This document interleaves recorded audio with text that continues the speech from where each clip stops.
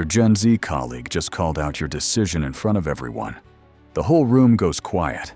Everyone's watching. Will you explode? Will you cave? Most managers do one of those two things. Both kill your authority instantly. Marcus Aurelius faced the same test. Young senators challenged him daily. Here's what he knew that saved his power. You need 7 simple replies that reset boundaries fast. These aren't clever comebacks.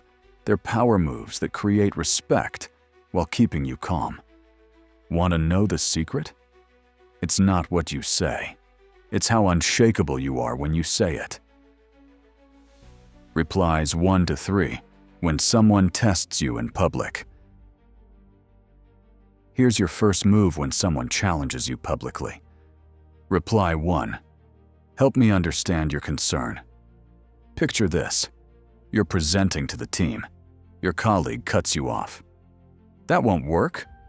We tried something similar last year. It failed big time. Everyone stares. They're waiting to see what you do. Most people get defensive. They argue back. They try to prove they're right. That's the amateur move. Instead, you pause for 3 seconds. Then you say, "Help me understand your concern." Watch what happens next. You just forced them to think instead of react. You made them explain their position with logic, not emotion. Seneca called this the discipline of perception. You redirected their energy from emotional reaction to logical explanation. Now they have to justify their interruption with real reasons. Most can't do it well under pressure. You're not fighting, you're leading. That's the difference. Reply 2. That's an interesting perspective. Here's what we're doing. Same meeting, different challenge. Your colleague says, "I don't think this timeline is realistic at all." Here's your response. That's an interesting perspective. Here's what we're doing. You just validated them without giving up control. You created space between their emotion and your decision. Marcus Aurelius used this exact technique when senators challenged imperial policy. Notice the pattern? You acknowledge their input. Then you redirect to your authority. You're not dismissing them. You're not arguing. You're leading. The power is in the pause between acknowledgement and redirect. That pause shows you heard them. The redirect shows you're still in charge. But what happens when they keep pushing? That's where reply 3 comes in. Reply 3. I need you to trust the process here. This is your nuclear option. Use it when someone keeps testing your limits. Your colleague interrupts again. They challenge again. They've done this before. They'll do it again unless you reset the relationship right now.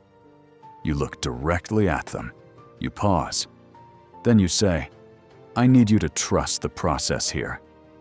That phrase just changed everything. You moved from peer discussion to professional expectation. You're not asking for their opinion anymore. You're requiring their cooperation. The power isn't in volume. Volume isn't power. Control is. Here's what just happened. You established that continued challenges aren't productive. They're insubordination. You did it without threatening. You did it without emotion. You did it with unshakable certainty. Quick question for you. What's the biggest challenge you face with younger colleagues? Drop a comment and let me know. Your Gen Z team member isn't disrespecting you because they're young. They're testing you because they want real leadership, not fake authority. These 3 replies separate real leaders from managers who got promoted by accident. The discipline is simple. You control your response, you don't control theirs. Focus on what you control. Master these responses. Practice them until they become automatic. But what about digital warfare? That's where things get tricky. Replies 4 to 5.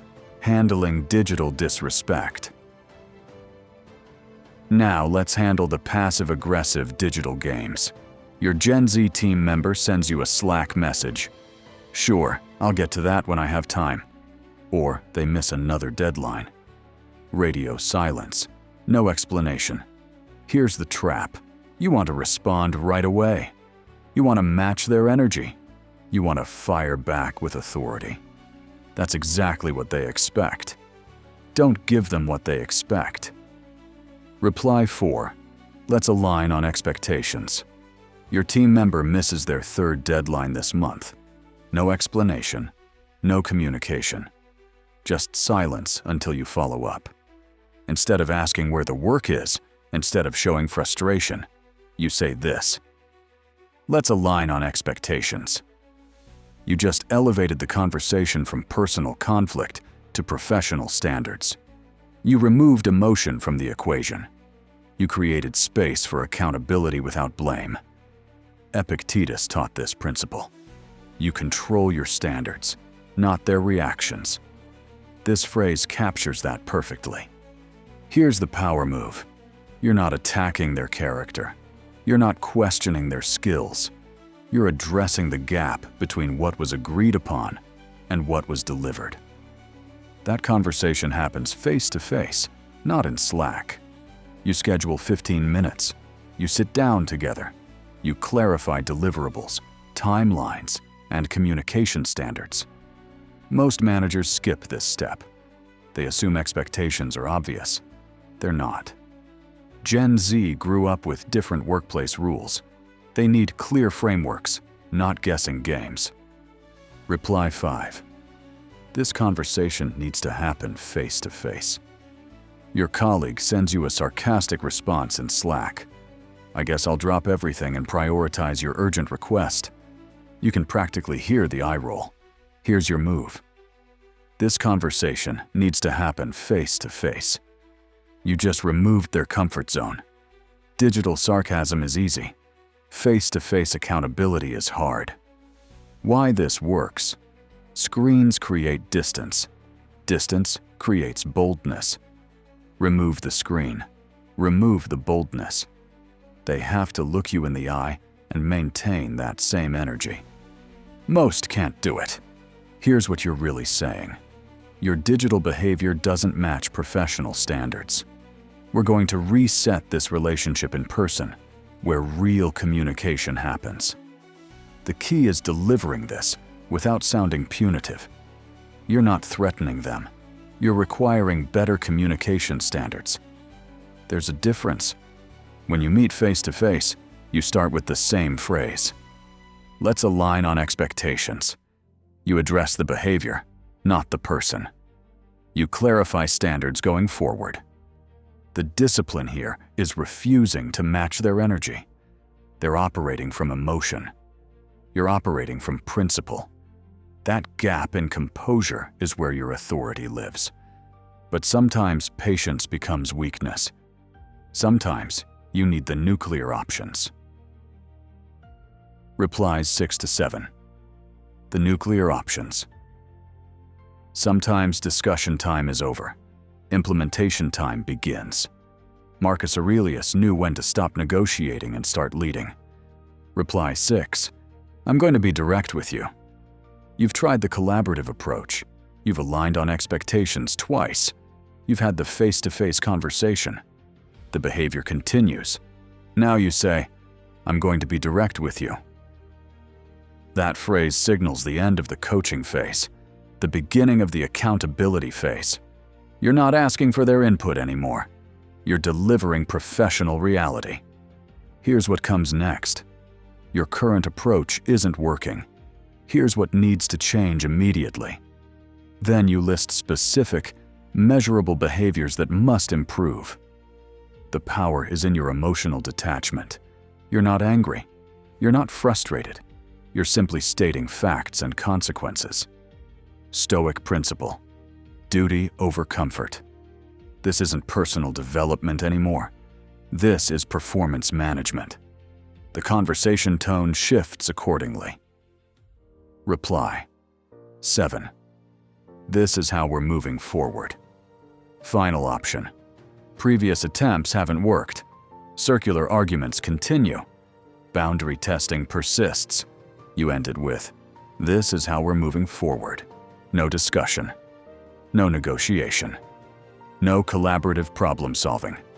You're making an executive decision and implementing it immediately. Here's the framework. This is how we're moving forward. You'll deliver weekly progress reports every Friday by 3 p.m. You'll respond to Slack messages within 4 hours during business days. You'll attend our Monday check-ins prepared with specific updates. You're not asking if this works for them. You're informing them how the relationship operates going forward. The key: these aren't threats. They're professional realities delivered with calm certainty. Marcus Aurelius faced senators who tested imperial authority daily. Some responded to reason. Others required firm boundaries. The emperor's composure never changed. His resolve never wavered. That's your model. Unshakable principles applied with strategic flexibility. The real secret. Here's what most managers miss. The power isn't in the words. It's in your unshakable composure when you say them. Gen Z tests boundaries because they're looking for real leadership, not fake authority. They want managers who can handle pressure without losing control. Master these 7 replies, and you become the leader they actually respect. Someone who sets clear standards and maintains them consistently. The secret isn't having perfect words. It's having unshakable principles. When your principles are solid, your words carry weight. If you're serious about building real authority with ancient wisdom that actually works, subscribe to Stoic Exec. Executive by day, Stoic always.